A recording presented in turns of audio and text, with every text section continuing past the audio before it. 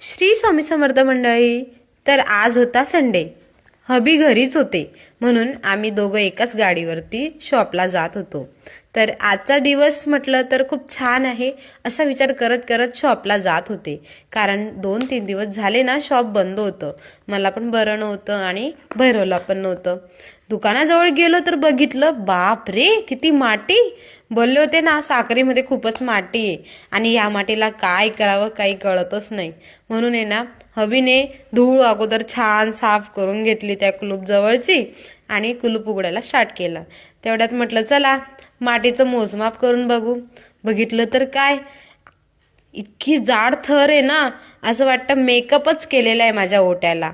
त्याच्यानंतर दुकानात आत शिरल्यानंतर बघितलं तर माझ्या भैरवने 2 दिवसापासनं जे ॲक्वागार्ड लावलेलं आहे आम्ही त्याचा नळ चालू ठेवलेला होता आणि त्या पूर्ण नळाचं पाणी माझ्या शॉपमध्ये पसरून गेलं.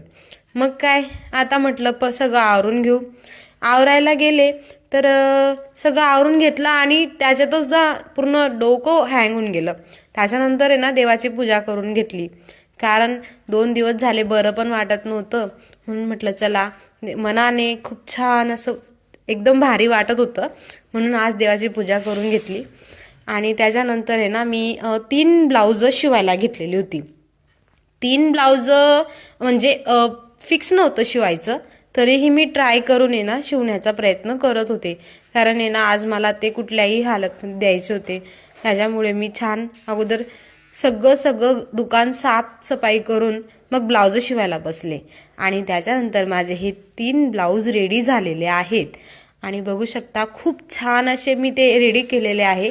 एकाच कस्टमरचे होते आणि कस्टमर इतकं खुश झालंय ना ब्लाऊज घालून की त्याची जी फिनिशिंग आहे ना ती कस्टमरला खूपच आवडली आहे. तर तुम्हाला जर ब्लाऊज शिवायचे असतील तर नक्की माझ्या कमेंटला येस ऑर नो करा.